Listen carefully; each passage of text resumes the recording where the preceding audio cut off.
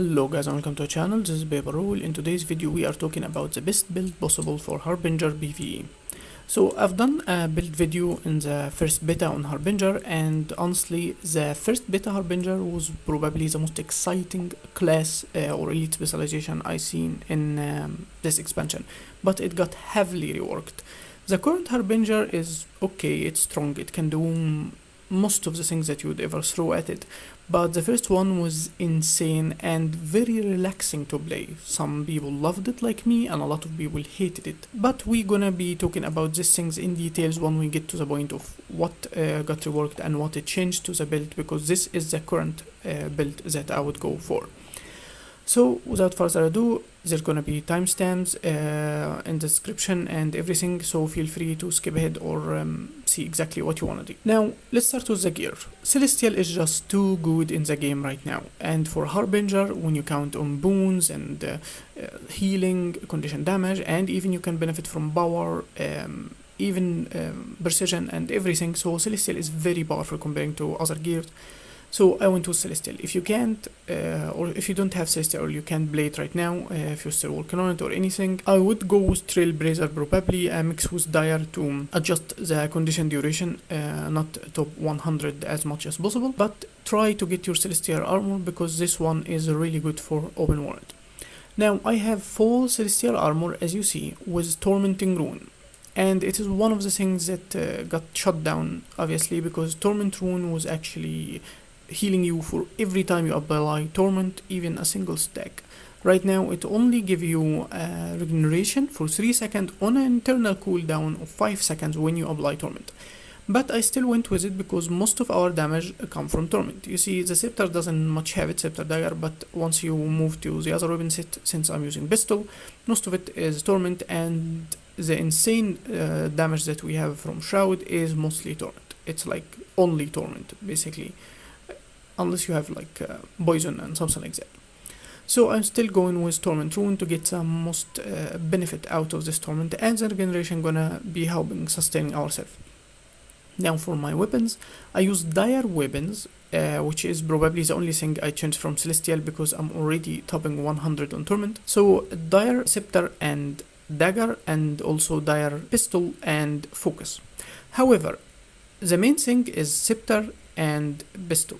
You can have them the opposite, like you can go with Scepter Focus or Dagger or Pistol Dagger. It doesn't really matter. It depends on how you play, or like how you empty your skills, or when you use them while you solo stuff and something like that. For me, I wanted to keep most of the CC on the pistol and even the build for life force, so I can build huge amount of life force only on this weapon set, and have some condition application, like spam a lot of condition on the other one, like using Blood's Power and transfer the condition or something like that. But feel free to change them, it's not really that big of a deal. Most of our damage we will be trying to camp the Shroud anyway, so a lot of skills gonna be off cooldown, but we will not hit them, it's not really a big deal. You can also, if you want, use something like Warhorn instead of Focus, but I found Focus in the end to be most efficient and can get you life force much easier and faster, and also the boon removal is nice, since without it we would have only single boon corruption for PvE.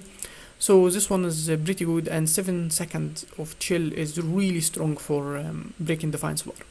And my sigils are Bursting and Generosity. So Generosity on a 6-second cooldown, it's in both setup, Bursting and Generosity, so no matter what weapon I'm on, I will be getting the same benefit.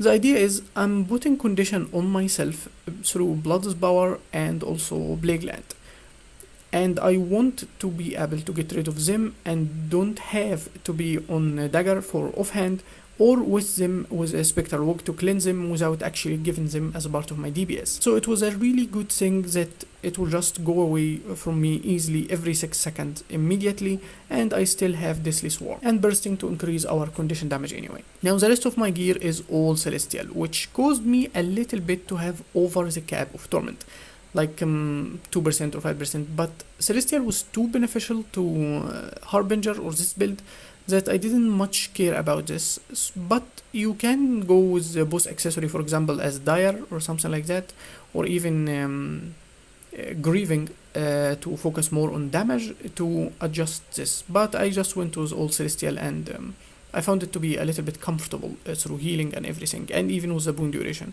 Especially that I'm not using warhorn, so the only source of swiftness was spectral walk, and I want it to be in the safe spot, not really that I need to spam it all the time, but it's already giving me full-time swiftness. Now that for the gear. Let's move on to the build. I'm going with curses, soul reaping, and harbinger. So for curses, it grants us bleed on critical and increase the bleed duration, and also we have increased precision and we gain fury every time we enter shroud, and because of the boon duration come from celestial, if we enter shroud immediately, this fury lasts almost permanently. And it's not the only source, we're getting fury from other trait, so we're gonna have insane amount of fury, technically permanent fury if you keep moving your skills right.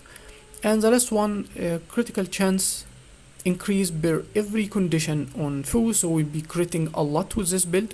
With fury already we can get up to almost 60 and 2% for every condition, and we do a lot of conditions, so like in the 70s or something like that, depending on the situation. If you have maximum condition, like if you're in meta event or something, that's mean about 28, so it's really high. Now for our choices, I go with insidious disruption. It means every time I CC apply a daze or anything like this skill or the float or something like that, I will apply torment to the enemy. So it's a nice add up to our damage, and technically it doesn't have a cooldown, so it's really cool. And the other ones are really wasn't that efficient, so I wanted to apply more torment. And I go with Master of Corruption. Basically it's the only usable trait here, and also I actually need it because I use Blood's Power and I use Plague Land, which mean I significantly reduce the cooldown. Not only that, I also apply condition to myself, which I can then give to the enemy, which mean more damage to myself, which is very, very efficient. Now the last thing is Parasitic Contagion. Obviously, if you want more damage, you would take this one, you increase your condition damage, and even make the scepter condition are significantly increased by 50%, as you see, and even make the skill AoE, so it's really a good increase to your damage. But we do not have shroud that protect us. We do not have even a damage reduction. We even lose a lot of vitality because of the blight stacking. Once we get to the Harbinger trait we're gonna be explaining, we only have some protection to this build. So even so, it got nerfed significantly. It was 10% and now it's 5%. And honestly, this is one of the worst PvE nerfs I have seen in the game. It's just bad. It forces a specific way or style to play condition necromancer in general, because you used to be able to apply a lot of condition and then leave shroud if you play something like Reaper to heal for a period and then try to enter shroud again, like kite and stuff like that, before you enter shroud again. Right now 5% is very, very low, no matter what is built you're doing. It's literally the half. So 10% was already low enough, but it was really usable. Right now we kinda have to take it still for our sustain, but it's just bad. I don't know why Arena did this, but I still go with it. It is 5%. In fact, this trait getting nerfed to 5% was a significant nerf to my Reaper build, actually. It took a lot of its sustain away. Anyway, so I'm still going with it. The 5% is way more efficient than simply increasing some of our damage, especially that a lot of our effective damage come from shroud, so we'd be camping a lot. So even so the condition damage is good, it's not that amazing with the shroud itself. It's only very efficient with the scepter, and the healing is probably better. Now for soul reaping, the minor are all affect our life force, and increase the maximum so we can camp it for longer, and it reduce the recharge of our shroud skill so we can hit way faster, we can apply CC faster, everything. And also we can increase the effectiveness of getting life force by 10%, so we even fill our life force faster, which is very nice. Now for our choices, I make my auto attack on shroud give me or give my enemy 2 stacks of vulnerability.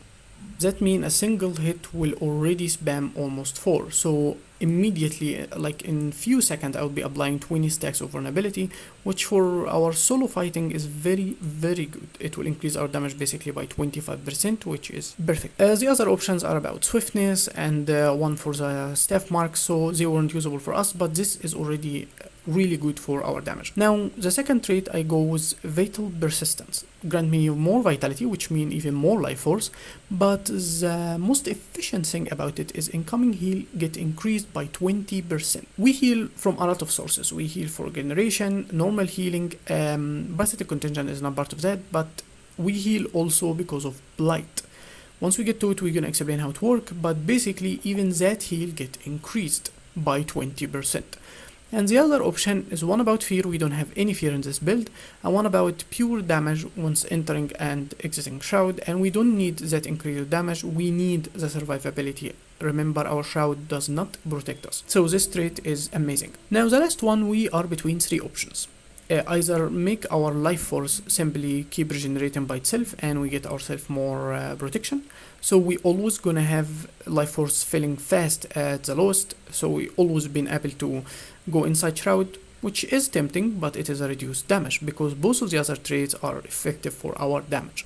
But if you take this trait, you will technically have no damage. The other traits that we take in have significant damage to us. So both of the other traits either increase critical chance and gain ferocity or do condition. Remember, Parasitic Contagion only work on condition, so our priority is actually condition. We're building around condition, not power, even we are going celestial. So the burning is very, very good for us. It's insane. Our choices just fall with it, obviously. Now for the last thing is Harbinger. So the Harbinger shroud every second will increase an effect over you called blight. This blight will reduce your total health by 2%, but will synchronize with another trait that will give you healing for every stack of blight on you. A single stack of blight lasts 25 seconds and then it will go away. So as long as you stay in shroud, you will keep stacking blight on yourself. Now also the second trait giving you extra vitality, so Harbinger is the highest vitality or health ball that Necromancer can have. And the last trait is every time you enter Harbinger Shroud, you get 15% of life force, which is very decent. It means like you can always count on it. You can always enter Shroud, which is a very decent quality of life, especially if you're moving around in PvE or trying to cut distance while you're in combat or something like that, or even kite just running from a fight or something like that. It's very efficient to have.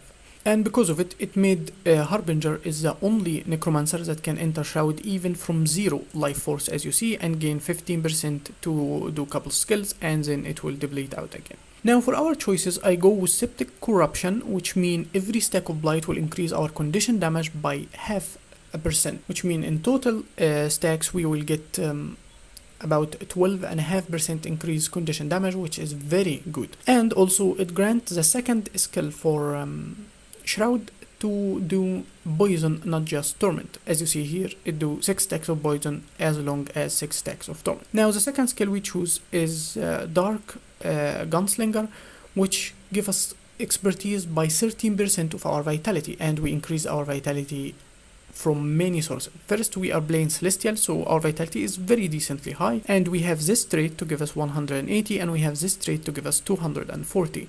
So a lot of vitality in general goes around this build, and we have a lot of it turned into expertise. And also it reduces the skills of our pistol by 20%, which they are already very, very fast, but we can say no to that. Most of the time you will find it actually to be off cooldown because you will be camping Harbinger Shroud a lot, but it means like every time you want them you will find them just available to your use. Now the last one, this one took some experimenting. So in the first beta, I actually in the build said that you should take Approaching Doom, and it was the smartest choice. This skill wasn't worth it comparing to it. Why? Because in the first iteration of Harbinger, you will deplete life force to heal yourself constantly if you're outside of Shroud, which means you can do insane amount of damage and just keep the mobs around you, and then once you leave Shroud, if you have some of it left, and then start gaining some life force more, like using spectral armor or something like that, you were able to heal insanely because of that. Not only that, Tormenting Rune if you would use it, it would heal you for every stack of torment that you apply without internal cooldown, which means you would be able to heal like, I'm not exaggerating if I say 3k sometimes, or even 5k at a second, depending on what skills you used. And this trait would apply 3 stacks of torment to every enemy around you. So you want it to be within those mobs in melee range and applying insane amount of torment, and for every tick you heal. Inside Shroud because of it, and outside of Shroud because of the mechanic of depleting life force. And this skill is technically higher DPS to this moment if you are in melee range only. You will apply higher DPS than quickness. That's even without support. But if you are supported, you gain quickness from other people, which means this trait to your own DPS become useless. And this one do insanely higher damage. Not only that, it will give you even higher condition damage. However, right now things have changed to Harbinger drastically. First, as you see, both of our weapon set is range, and even most of the fight we will be at range in Harbinger Shroud, because our skills are all 900 range, except if we wanna go melee for any other reason. And since our Shroud doesn't protect us, we will be taking damage actually, like really. So that means we will be needing to stay at range, and quickness will, because of Celestial, is actually 4 seconds every 3 seconds, which means we can stack it even outside of Shroud. If we stay long enough in Shroud, we'd have some quickness out. Not only that, we will be giving it to other people around us, which is very beneficial and not selfish. As you see here, just few seconds and I already have some quickness outside. But if you can stack in melee all the time, yes, this one is still higher damage. But technically, if you're doing that, if you're like in a strike mission or something, you probably want to give people quickness from this trait, unless you have enough quickness covered from firebrands or something like that, then go for this for the DPS obviously. So remember also we said we're gonna be camping Harbinger Shroud a lot.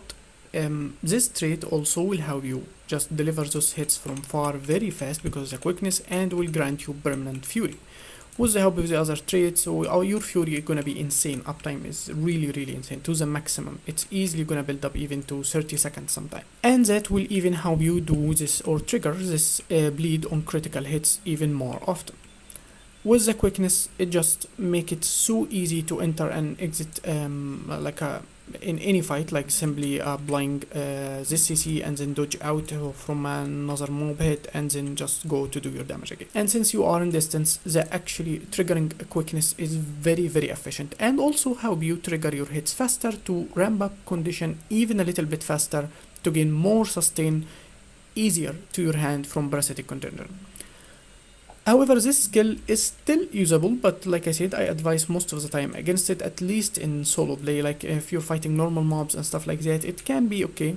Especially it will apply the damage to everything around you, so you can cleave things faster, since most of the skills that you use here doesn't really cleave. This one pierce, but this one doesn't, and you would have to use the skill efficiently if you have enough blight, or the damage get a bit reduced.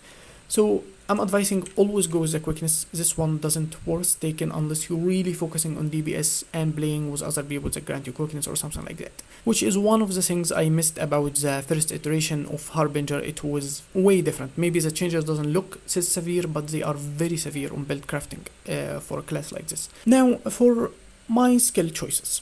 So you can, if you want, or find yourself fight a lot of condition, you can use consume conditions. It will give you a blind, which inconvenient. A single auto attack will remove it. It's PvE, it's not a big of a deal, and it's a shorter cooldown. It's fine. But honestly, if you don't need it, I would stick with the elixir. It's a longer cooldown. It's 25-second cooldown, but it gives you 10 stacks of blight, and we really want to stack blight. It also gives you regeneration, and those stacks of blight will be healing you for significant amount. It's 20 point healing for each one, that increased by 20% from fatal persistence. And it also, the blight increase our condition damage. So the maximum healing you get to this build, if you have 25 blight all the time, it will look like you're basically like lost a lot of health or being more squishy, but actually it's not. You will be way sustainier and way tankier if you have high blight.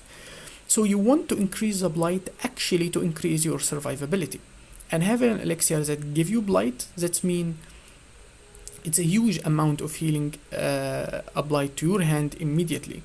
10 stacks of blight with the regeneration and the healing, like there is no amount of condition probably in PvE will make this skill heal you more. And it's very efficient to that. And also it do damage because it will apply poison to the enemy, and let's just say that that is very effective. The other skills are Spectral Armor, which is a source of sustain for us. It's a 30-second cooldown stun breaks that given us more than 10 seconds protection, and every hit we take will grant us 8% of life force for 8-second duration, the effect of life force, which mean a huge portion of our life force. You can ramp the life force up very fast if you want to use it, and even face tank because of it. The other stun break, however, is Spectral Walk. It's a source of swiftness, and it is can double like 2 stun breaks at a time, because simply you'll be moving, you get CC again, you get out of it by porting back to the area you started from. But remember always to not be using it to stun break out of an AoE that you will get yourself back into. Now I use Blood is Power. It's still grant torment, so it's very nice on the way we actually focus our damage, and also it grants a huge amount of bleed and self-bleed with the self-torment that we can give to the enemy. So we use it and then give it to the enemy with Deathly Swarm, or trigger the Generosity Sigil to at least give one of them. And even without that, you can be using Spectral Walk to fill life force using that if you have nothing else, or you're trying to kite or anything. Like there is so many goes into it, but I would rather always obviously give it to the enemy as source of my damage. And it's a way to give yourself might and even the people around you. So whenever you're doing any events on open world, you would be even helping other people. This build is not selfish. And it is the shortest source of really significant damage, even if it is a single target focused on the enemy. Now the last one, I use Plague Lance. Plague Lance will always probably be, if you play condition Necromancer, the highest source of damage. It's insane. It apply first condition, like it apply bleed, and the second hit it apply bleed again and poison, and then the third hit apply bleed, poison and torment, and the fourth it apply the first three and then vulnerability, and keep going on this way. And it give you self-bleeding and self-poison, which you can give the enemy. So most of the time I would be using this skill, and then I use Plague Land, and then use this skill again, and then use Deathly Swarm to give the enemy the condition I have. With the trigger of Generosity Sigil, I will be removing another condition, which means the poison, the bleed, the torment will all be removed to the enemy very efficiently while I face tank it a bit, and will build up condition very fast, which use Parasitic Contagion trait, so I would be healing myself from all that condition. This is how I would do it. So I would go like this, I will apply the other one, I will go like this, and then I would use Deathly Swarm, and as you see I have no condition, and my enemy keep getting all those condition and I gain a lot of might, which will affect my condition damage, so I will be doing very high damage anyway. Do not feel tempted to take something like Elixir Elite or something like that. It's not worth it to take any other elixir in this build, especially that we don't have the elixir support. We cannot afford it. It's very efficient to take Septic Corruption, so you don't want to take that trait.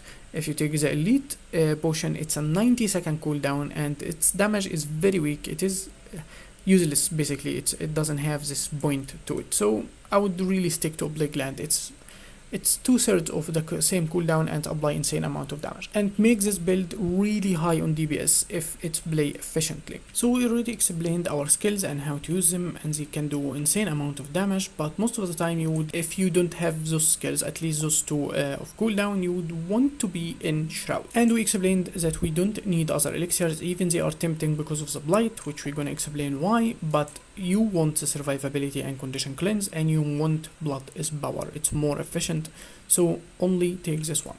Now for the Harbinger Shroud itself, you want to keep spamming skill 2 and 1 of cooldown. Like 1 is your auto attack, and if the skill come, hit it, and then 1, and then hit it. Always like that. And if you want CC, you can use this skill and wait for it to end, and then use this one, or use this one first and then this one. Why? Because CC in Guild Wars 2 overwrite each other. So if you apply float and then daze the enemy, the float that was happening, breaking the defense bar right now, will be cancelled, and then wait for the second pulse. This skill is 3 pulses, so it will not be over, but you either wait for it to finish before using this one, or start with this one before applying this one. Now also this skill grant you some life force, so try not to apply it immediately on entering Shroud, since we already get 15% just on enter Shroud. So if life force was already to the maximum, it would be a little bit of a waste. However, I would avoid using those two skills most of the time in longer fights. Obviously, in short fights, if you're fighting a lot of mobs or something like that and you have enough stacks of blight, feel free to hit it. Especially this one will do 5 stacks of torment, which is insane. It's technically double the damage from this one. This is for 10 seconds, 5 stacks of torment 10 seconds, and this for 20 seconds, so it's really huge number. But it will remove some of the blight on you. So as you see here, we have 25, and if we use it, we have only 15. If we use the other, we have only 5. So this skill will consume 5 blight, and this one will consume 10. But consume blight basically takes this healing from us away, healing on blight, and also reduce the condition damage that we already obtained from septic corruption. The condition damage may be not a big deal because they already do really high amount of damage anyway, but it will remove a huge portion of how you heal yourself. So if you need the healing, don't use this skill. At least unless you need the CC, you might use this one, but this one doesn't even do CC, so don't use it. If you're just focusing on damage, then maybe fine. You can actually use them freely. It's not really a big deal. But other than that, try to avoid using them just for the DPS. And staying in Shroud for as long as possible means you get as much quickness as possible from it before you leave it, and you can still cast your skills outside of Shroud with quickness before you have to enter it again. So this build is pretty simple. If you want CC, for me, I would go to this setup. If I want some damage, I would go to this, or even rotate to the other before exactly I want to Shroud. Just empty my skills or the ones I need and then go. How we have life force, this skill giving us life force, this one too. And this one is a huge source. It's an ammunition based. It grants us 11% life force on each one of them, and this one grants us 4% for every target struck because it hit all targets in the same area around the one I hit, and this one giving you 1.5% for every bullet that hits. For the first target that hit by the bullet only, since it pierces not the other target, only the first target hit, so up to 9% maximum. And we gain life force in Shroud by this skill. It pulses and giving us 3%. And on Scepter Dagger we only get life force by this one. We can consume condition to gain life force by 4% for each condition. With Spectral Walk we can get 8% for every hit we take for 8 seconds, 1 every second, with Spectral Armor. So we have a huge amount of life force gain anyway, and we are Necromancer, so every time a mob die around us we get life force. And also enter in Shroud giving us 15% immediately once you enter. Now let's look at the full rotation, how I start with it. Now most of the time I start the combat with probably high or even full life force because I don't leave my life force depleted. So in a normal rotation I would start with this skill, the elite, this skill again, and then go with the Parasitic Contagion, the condition removal, then skill 2, 3, and then enter Shroud, 2, 1, and just keep spamming them.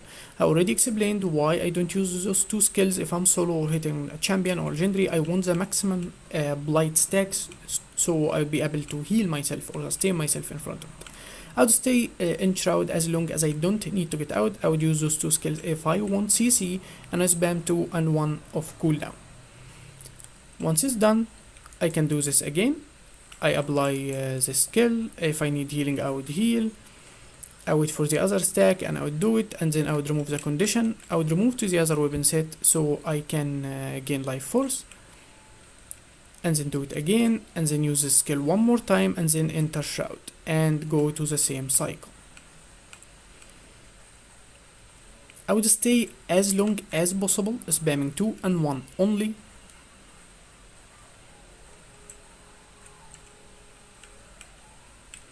And then I try to gain more life force.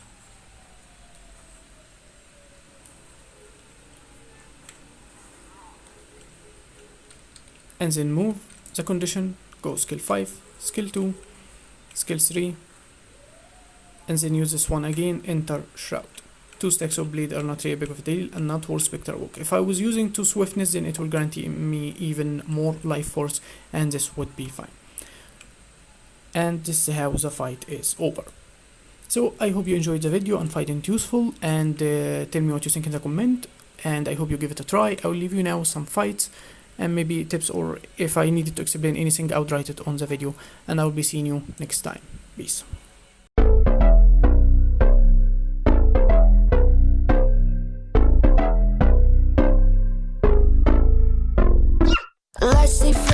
candles glitter like you're in a thriller. Heart goes pum pum pum. Ghostly figures that can get so bitter. Show you want to until you can turn back. You don't know where I've been. What's going on inside? Where the monsters like to come alive, come alive. Do you really wanna know me? I'm really not that cozy. It's up to you, so you decide, you decide. Would you love me up my worst till the coffin's in the dirt? Try to break me like a curse, you know that will never work. I'm a little bit absurd. I like dancing on the verge. Anyone can love a pretty little mansion, but could you love a haunted, haunted house? Or could you love me now? A haunted, haunted. I'm a haunted house. A haunted, haunted house. If you're too scared, get out. A haunted, haunted. I'm a haunted house.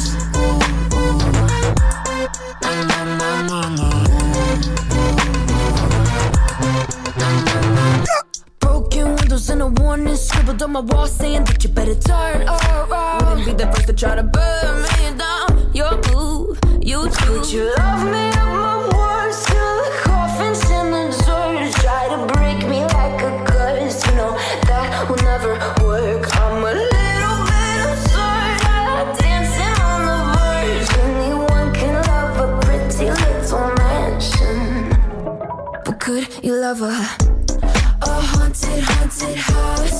Or could you love me now? A haunted.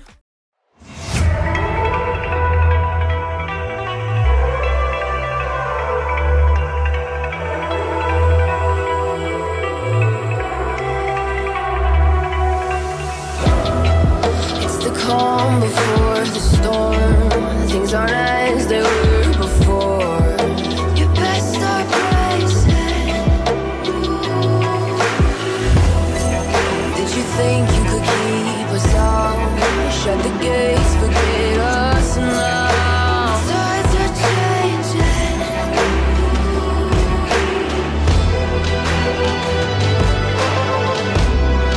Can you hear the sound? Can't stop us now. We're not back in town, know what we're doing. Things are about to change, it's evolution. Voices shake the ground, you feel it moving. We're the revolution. We're the revolution. We're the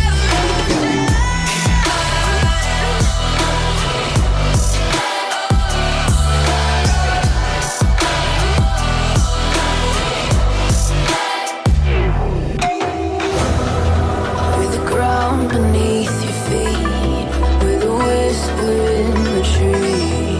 Do you feel us watching? Hunger in our eyes, victories on our minds. It's our time to rise.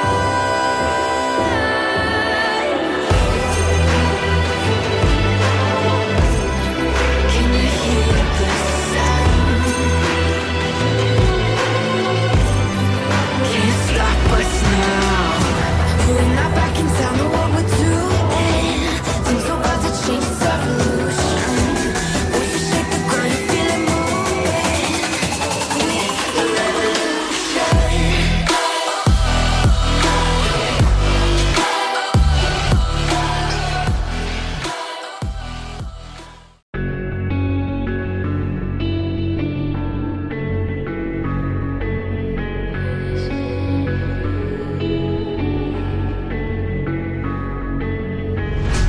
Quiet's driving me insane. Silence rattles in my brain. Yeah, I gotta get away.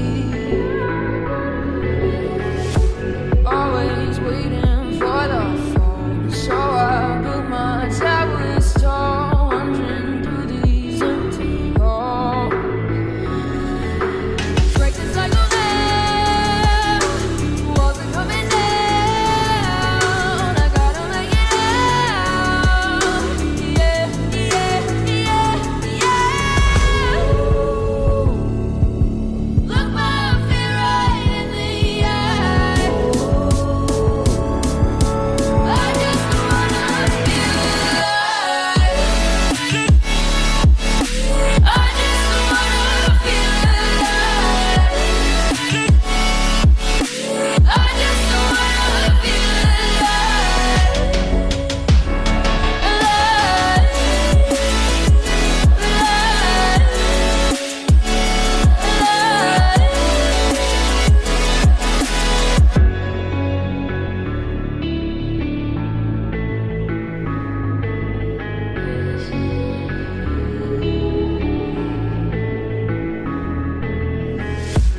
gotta save me from myself. This emptiness, it hurts like hell. My good intentions let me down. I keep getting in my way. My stubborn pride will dig my grave. Leaving behind with every step I take. Yeah, cycle down, walls are coming down. I gotta make it out. Yeah, yeah, yeah, yeah. Look my fear right in the eye. I just wanna feel alive. I just wanna feel alive. I just wanna feel alive.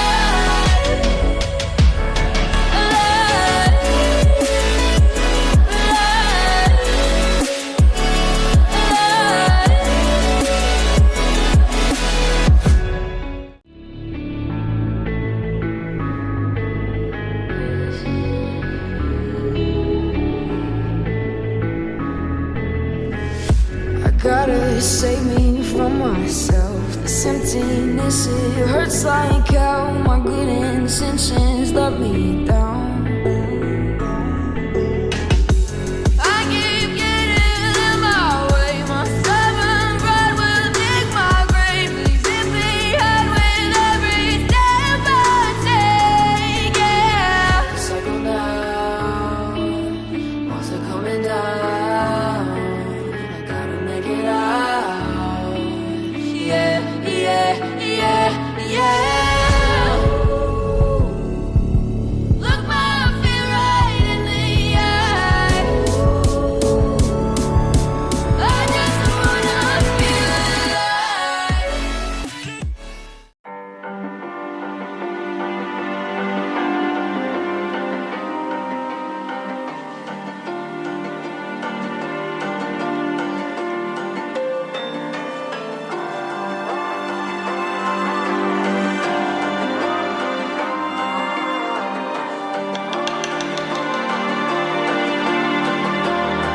So you wanna go to war with me? You're talking like you think you're royalty. You think that I'm afraid, but I don't break. I heard you question my stability. You think I'll fall just like a guillotine, but I am here to stay. Won't look away. The storm is coming, so you better start running. No, you can't control, feel it in my bones. I'm coming for the, coming for the.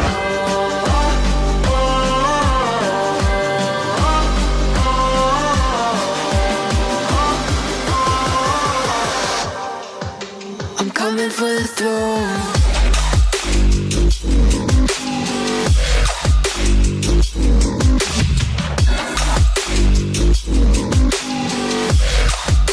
I'm coming for the throne.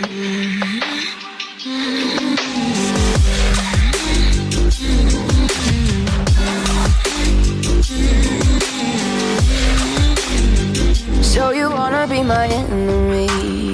You should've known I'd never kiss the rain.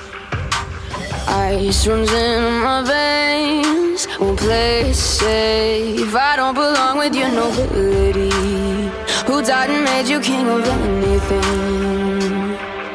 You think that I'm insane? It's your mistake. Kingdoms rise and fall. I've come to take it all. I'll take it. I've come to take it. Kingdoms rise and fall. I've come to take it all. I'll take it all. The storm is coming, so you better start running. No, you can't control, feel it in my bones. I'm coming for the, coming for the.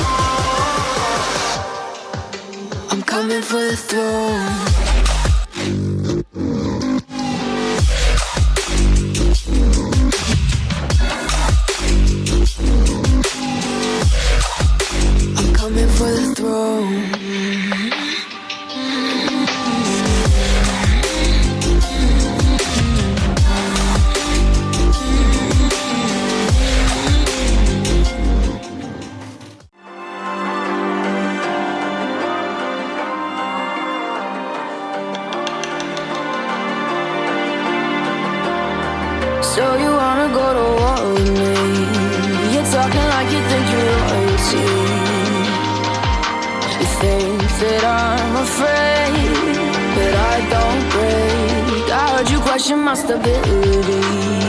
You think I'll fall just like a guillotine, but I am here to stay. Won't look away. The storm is coming, so you better start running. No, you can't control, feel it in my bones. I'm coming for the, coming for the.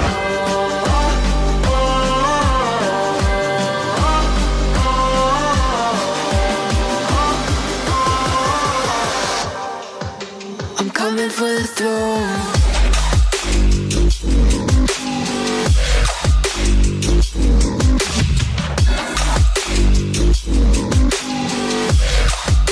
I'm coming for the throne.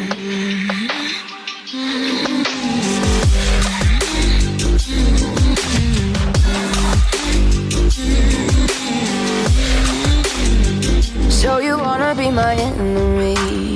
You should've known I'd never kiss the rain. Ice runs in my veins, won't play it safe. I don't belong with your nobility. Who died and made you king of anything?